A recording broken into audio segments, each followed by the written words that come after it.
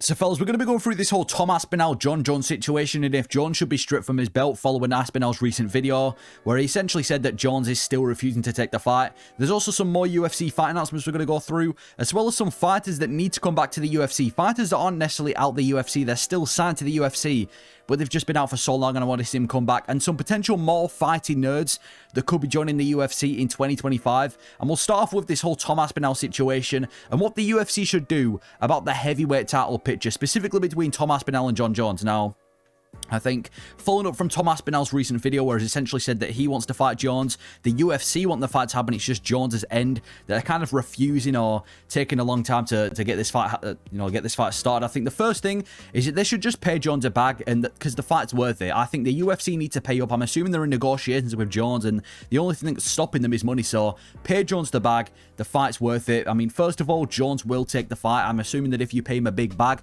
he'll take the fight. That's, a big benefit. The second reason is everybody wants to see the fight. If there's a fight that there's worth maybe paying a little bit over the budget for, or paying a fighter a little bit more than normal for, it's this fight. It's probably the most highly demanded fight right now in the UFC. Jones and Aspinall, everybody wants to fight for multiple different reasons that I'm not going to get into now because I've done it too many times.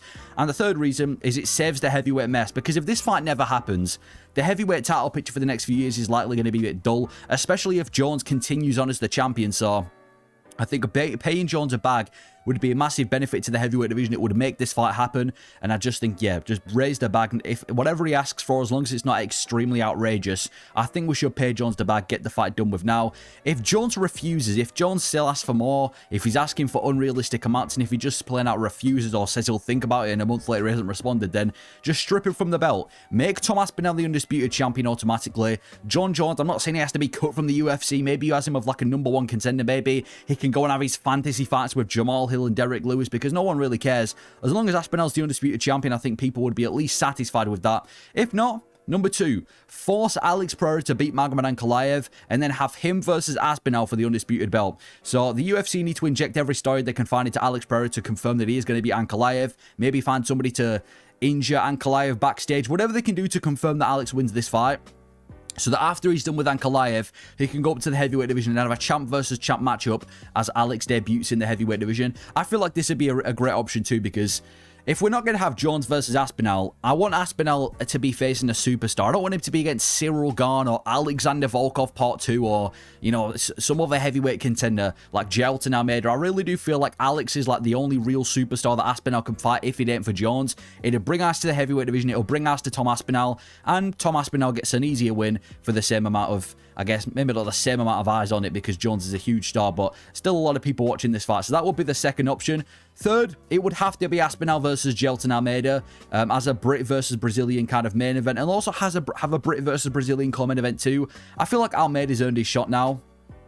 He's done pretty well in the UFC since coming through from the Contender Series. Apart from Derek Lewis, he's finished every single opponent, most of them being in the first 2 rounds, and I feel like it'd be the toughest test for Tom Aspinall in the heavyweight division apart from Jon Jones. So Almeida called for the fight. Aspinall said he'd be happy to fight Almeida, make this fight, and have a Brit versus Brazilian co-main event too, whether it's Paddy Pimblett versus Oliveira if Paddy Pimblett can get through Chandler, whether it's Leon Edwards versus Carlos Prates if Leon Edwards loses to Sean Brady, whether it's Arnold Allen versus Gene Silver if Gene Silver can get past Bryce Mitchell. Just any Brit versus Brazilian co-main event, and then a Brit versus Brazilian main event, which is obviously Aspinall and Almeida are take. So I think that could be another viable option for Tom Aspinall in the heavyweight division. That is how I'd sort the heavyweight mess out. I think that those 3 options are the best. Try and make Aspinall versus Jones, pay the big bucks. If it don't happen, second resort, make sure Alex Pereira beats Ankalaev, and if he does, make the fight. And the third option, unfortunately, Aspinall's not going to be facing a superstar, but he's still going to be the undisputed champion, taking on Jailton Almeida. Maybe they do Cyril Gane, because Gane's probably a bigger name than Almeida, but still, he's the best contender that Aspinall can face. Anyway, some more fight announcements that the UFC has not the UFC have dropped, but has been leaked for the UFC. Now, this one isn't really an announcement, but it's heavily rumored, and it's Benoit Saint-Denis versus Yoel Alvarez in the lightweight division. I'm a big fan of this matchup. I've been saying for the longest time, it's probably getting irritating now with the amount of times I've said it, that Yoel Alvarez deserves somebody in the top 15. He's by far the best unranked guy at 155, and I think him versus Benoit Saint-Denis is a great fight. Benoit Saint-Denis is on a 2-fight losing streak. He was a massively overrated lightweight prospect going into that Poirier fight. He's been finished in his last 2. Alvarez has got like a 99% finishing rate or something crazy. He's finished nearly every single fight. I like this fight. I think it makes sense. Gets Alvarez into the rankings. get kicks out Benoit Saint-Denis. Now, in terms of who I would pick, I'm probably leaning towards Alvarez. We haven't really seen him face somebody as equally as dangerous as Benoit Saint-Denis, but I think it's a really good fight. I'm excited for this fight. I don't know exactly the card it's going to be taking place on. I think it was 316 I read, but either way, great fight. It might have even been 350 in the Canada card, which, if that's the case, a great fight to add to that card that needs some big fights added to it. We've also got Raul Rosas Jr. versus Victor Hugo. No, that's not Victor Hugo, is that? Is that Victor Henry? I think that's Victor Henry. Anyway, free win to Raul Rosas Jr. I mean, to be fair, I think Victor Henry's a tough fight, but he is 0-2 in his UFC career, and that's his second UFC career. He actually had a UFC career previously where he had even more losses, so they are trying to kind of build Raul Rosas Jr. off these guys who need to be cut from the UFC. But it is a bit of a test because Victor did look good in his last fight. And we've also got Navajo Sterling, this city kickboxing light heavyweight kind of prospect, I guess, taking on Ivan Erslan, who got beaten by Ian Cutelaba in his UFC debut. I guess they're trying to build Navajo Sterling. We've got Zachary Reese taking on Todorovic. Two guys coming off brutal losses in the first round.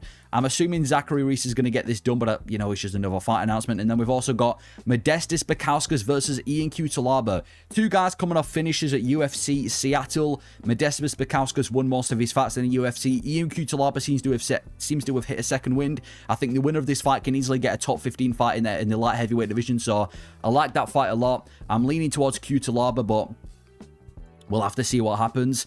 Anyway, the Fighting Nerds, quite possibly the best or the hottest gym in the past 2 years in 2024 and now coming into 2025. But there are more Fighting Nerds that can potentially be joining the UFC very soon. I think we will see some more Fighting Nerds join the UFC rather than the usual four, and some that could potentially join it. First of all, Ikaro Brito. This guy's 8-1 in his professional MMA career. He's on a 7-fight winning streak, so it was his second fight that he ended up losing. And 63% of his wins are by KO/TKO. He seems to be a pretty snappy striker. I think he could be another Fighting Nerd that could potentially join the UFC. Another one could be Giovannis Palacios. This guy's 8-0, undefeated.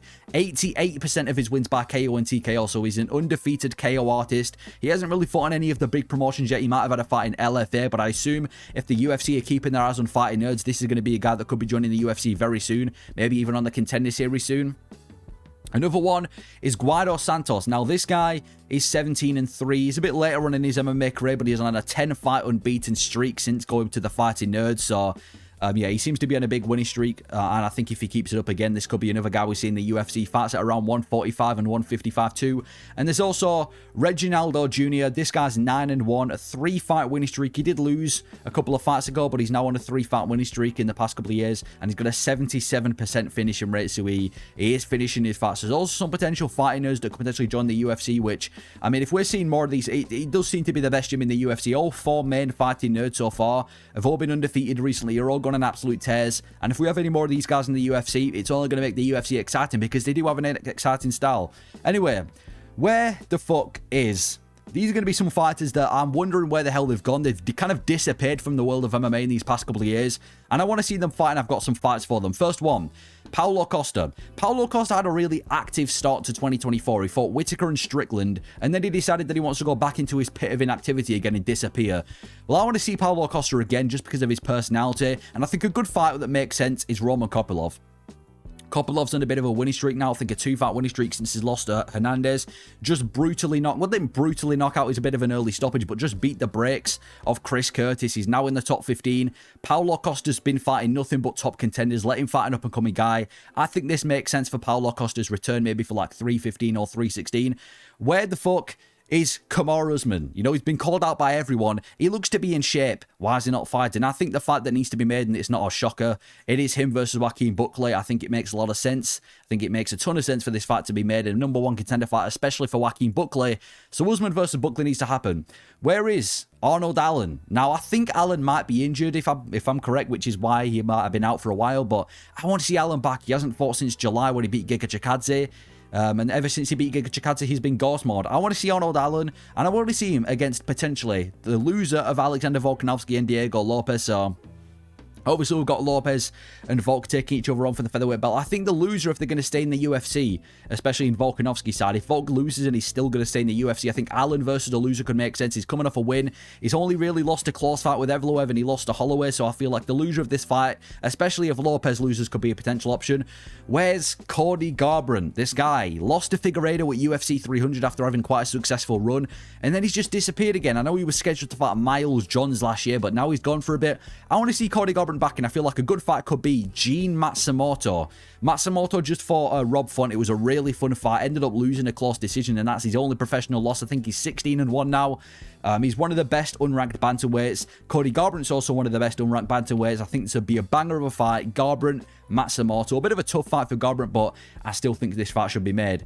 Anyway, there's been some new UFC flyweight rankings after the UFC Apex card recently, how there were 2 big flyweight fights, including the main event, and I disagree with some of these placements. First of all, Ramazan Temirov's been brought in the rankings and Joshua Van's been kicked out. Now, I don't mind Temirov being brought in the rankings because, obviously, he just beat Charles Johnson, who was ranked, and Charles Johnson beat Joshua Van, so I kind of understand why that's happened, but there's some certain placements that I disagree with. First of all, Joshua Van's got a record of 5-1 in the UFC, and he's on a 3-fight winning streak. Bruno Silva's 4-3-1 in the UFC, just got smoked by Manel Kape, and he's also had a draw in the UFC and lost 3 times, and somehow he's ranked number 12th in the division, and Joshua Van has been kicked out. Kaya Sakura being in the top 15. Now, I get it, he was this big star outside the UFC, you know, this rising champion, but he's 0-1 in the UFC. Joshua Van's 5-1 in his only losses to Charles Johnson. I know he got knocked out quite badly, but still, Kaya Sakura being in the top 15, he's beaten precisely 0. In fact, no, he has beaten Manel Kape ages ago, and Manel Kape beat him as well. So technically,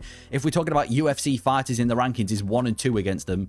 So anyway, yeah, I don't understand how Asakura is ranked, but those are just a few topics I'm going to cover. You know, this whole Tom Aspinall versus John Jones situation, a couple of fight announcements by the UFC, and a couple of other things here and there that I thought I'd get off my chest. Let me know your thoughts on these topics, your opinions on them. Cheers for watching.